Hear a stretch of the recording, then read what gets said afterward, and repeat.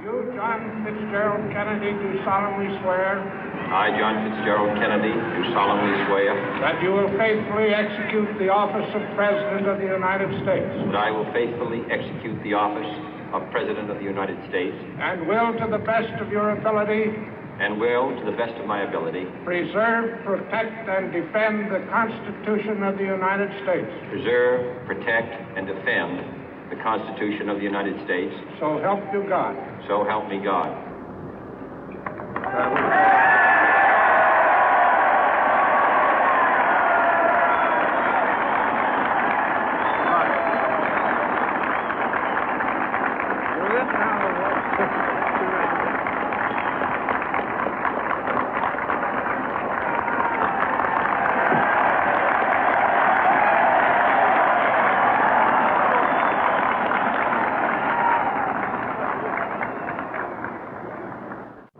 Vice President Johnson, Mr. Speaker, Mr. Chief Justice, President Eisenhower, Vice President Nixon, President Truman, Reverend clergy, fellow citizens.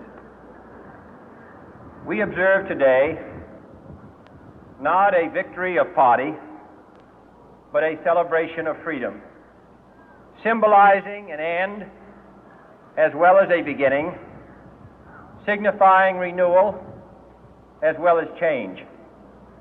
For I have sworn before you and Almighty God the same solemn oath our forebears prescribed nearly a century and 3/4 ago. The world is very different now, for man holds in his mortal hands the power to abolish all forms of human poverty and all forms of human life. And yet the same revolutionary beliefs for which our forebears fought are still at issue around the globe. The belief that the rights of man come not from the generosity of the state, but from the hand of God. We dare not forget today that we are the heirs of that first revolution.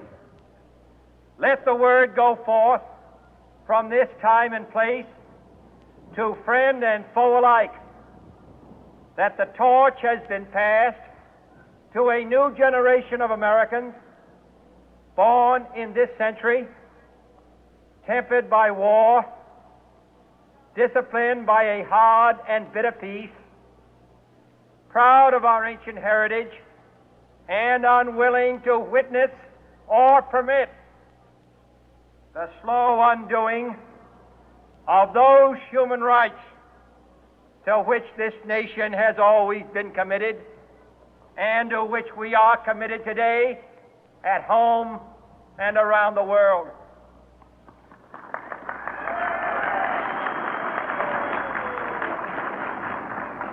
Let every nation know, whether it wishes us well or ill, that we shall pay any price, bear any burden, meet any hardship, support any friend, oppose any foe to assure the survival and the success of liberty.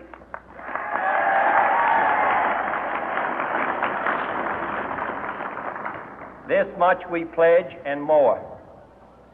To those old allies whose cultural and spiritual origins we share, we pledge the loyalty of faithful friends. United, there is little we cannot do in a host of cooperative ventures. Divided, there is little we can do, for we dare not meet a powerful challenge at odds and split asunder. To those new states whom we welcome to the ranks of the free, we pledge our word that one form of colonial control shall not have passed away, merely to be replaced by a far more iron tyranny. We shall not always expect to find them supporting our view, but we shall always hope to find them strongly supporting their own freedom, and to remember that in the past, those who foolishly sought power by riding the back of the tiger ended up inside.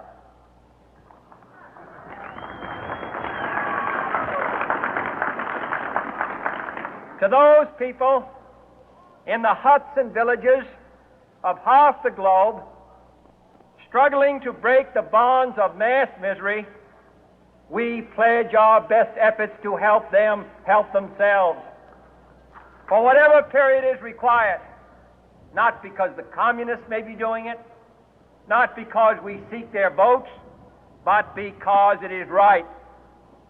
If a free society cannot help the many who are poor, it cannot save the few who are rich.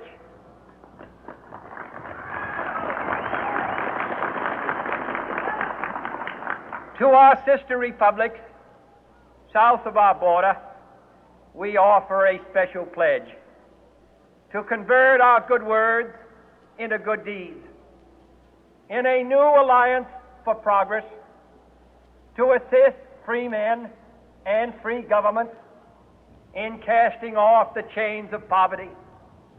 But this peaceful revolution of hope cannot become the prey of hostile powers.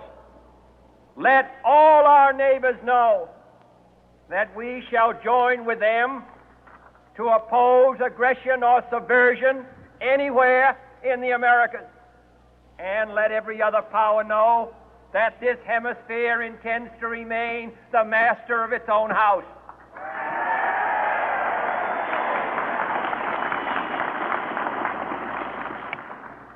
To that World Assembly of Sovereign States, the United Nations, our last best hope, in an age where the instruments of war have far outpaced the instruments of peace, we renew our pledge of support to prevent it from becoming merely a forum for invective, to strengthen its shield of the new and the weak, and to enlarge the area in which its writ may run. Finally, to those nations who would make themselves our adversary, we offer not a pledge, but a request that both sides begin anew the quest for peace. Before the dark powers of destruction, unleashed by science, engulf all humanity in planned or accidental self-destruction, we dare not tempt them with weakness, for only when our arms are sufficient beyond doubt can we be certain beyond doubt that they will never be employed. But neither can two great and powerful groups of nations take comfort from our present course, both sides overburdened by the cost of modern weapons, both rightly alarmed by the steady spread of the deadly atom, yet both racing to alter that uncertain balance of terror that stays the hand of mankind's final war. So let us begin anew, remembering on both sides that civility is not a sign of weakness, and sincerity is always subject to proof. Let us never negotiate out of fear, but let us never fear to negotiate.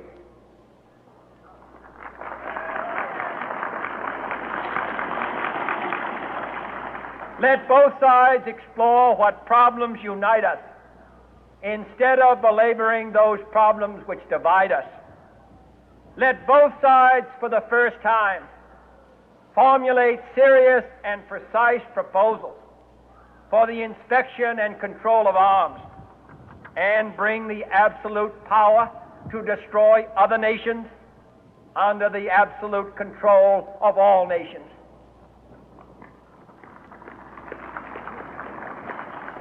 Let both sides seek to invoke the wonders of science instead of its terrors. Together, let us explore the stars